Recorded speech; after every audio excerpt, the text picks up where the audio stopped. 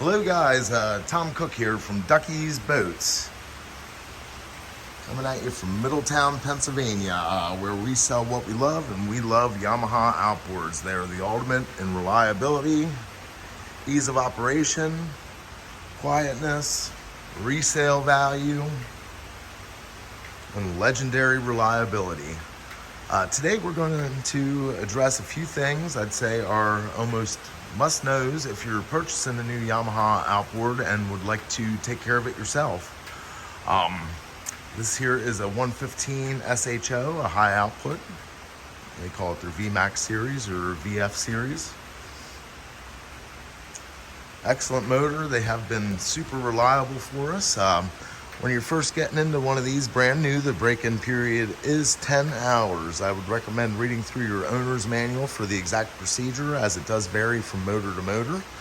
At the end of those 10 hours, you will want to change your engine oil along with your gear fluid. We'll get to that in just a sec here. I'm going to pop the cowling off and show you a little bit of the motor. Like I had said, these motors are extremely reliable. It is very unlikely you will really have to ever do much to it besides perhaps spark plugs, changing the oil. If you have 1,000 hours on it, they recommend a timing belt.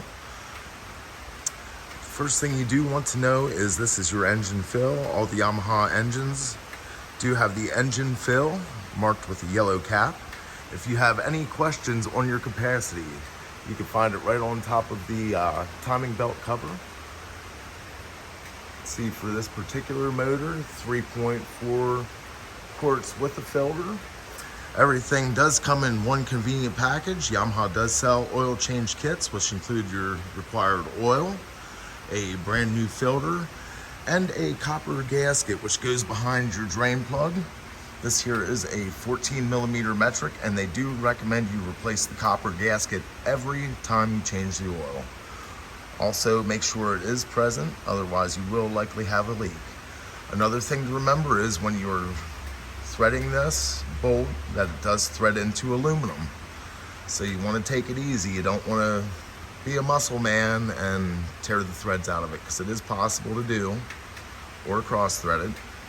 And if you do that, you have to remove the power head to get to the oil pan. Okay, now on the starboard side of the motor, you will find your dipstick. You see this has nice fresh oil, and on the one side it does have cross hatches. It's not picking up too good on the camera there, but Yamaha recommends that you keep the oil around halfway up the dipstick just to prevent any oil from seeping out if you have it too high. Also on the port side of the motor, oil filter. After you drain your oil with the 14mm, you can spin this filter off. It will come off pretty much nice and dry. Make sure whenever you change the fluids to use Yamaha brand oil and gear lube along with accessories. It will make your motor last a long time and give you years and years of trouble-free operation. I honestly have never seen one of these fail unless the customer basically had an error. They are best marine motor ever built. Say past the first oil change and gear lube change at 10 hours, you will want to do it every 100 hours of use or once a season when you go to put the boat away and winterize it. You will want to do it before you put the boat away for winter, as it helps prevent corrosion and keeps contaminants out of the motor having the fresh fluids in there. Also, with your Yamaha outboard, they do make their own brand of fuel treatment and stabilizer, which is a lubricant for both your high and low pressure fuel pumps. It is recommended that you use that just to prevent your fuel from going bad. Regular season, it is 1 ounce to every 3 gallons of fuel you put in the boat. You add it every time you fill up. If you are putting the boat away for winter, use the Yamaha Fuel Stabilizer and Conditioner Plus at 1 ounce to 1 gallon, and it will keep the fuel good for up to 1 year. Okay, so we're back to the starboard side of the motor. Also, there is a little fuel filter, and this here does have a float inside of it. In the event that you do get water past your water separator, if equipped, they do not come with a motor.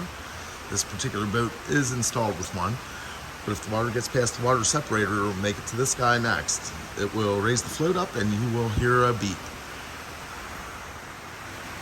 Past that, you will want to use 87 or 89 octane fuel in your new Yamaha Outboard. Consult with your owner's manual, as different engines do have different requirements. And other than that, when you go to fire up, make sure you have your lanyard attached or the motor will turn over but not start. You have your key switch. Just give her a turn of the switch and she will fire right up.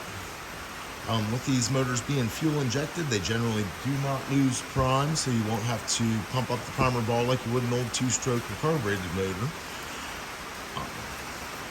Very user-friendly. Other than that, for 2022, the Coast Guard does now require you attach the safety lanyard to yourself in the event you were to come out of the boat or anything happens, it will shut off the motor. I think that's some of the very first basics you will want to know when purchasing your Yamaha Outboard. Now, for our customers that use their boat in salt, even freshwater doesn't hurt. To flush out your motor over time, especially in a saltwater situation. Salt, different contaminants do tend to get in the water jackets of the motor, which you can flush out. They recommend you do this after every use. It's a great way to flush out the motor, very easy, even if you do leave your boat in the water. This little guy here on the port side of the motor just unthreads from its holder. Does have a little yellow gasket in there. You want to make sure this stays in place, otherwise it will leak basically. You connect your garden hose to this directly to this end. You absolutely do not start the engine. It will cause damage. Turn on your garden hose, let your water pressure from your house hose run for about 15 minutes. It will pee out the side just like it's running. And you'll flush all the contaminants out of the motor. Yamaha says that's more than sufficient enough to flush out the engine. That is the recommended way. Again, if you are flushing your motor, do not start it when your garden hose is connected to this. You will cause damage. And last but not least, Yamaha has this great little book called Maintenance Matters. I highly suggest you ask your local dealer for a copy or stop by and see me if you would like one. It will discuss everything maintenance-wise you would ever want to know about your Yamaha engine. And for the best deal on your new boat package, give me a call, 717-944-4232. Sorry for any background noise, as it is a pretty rainy day. I hope you enjoyed the video, and feel free to comment. Please subscribe to learn more about everything we have to offer. And we hope you have a great day on the water.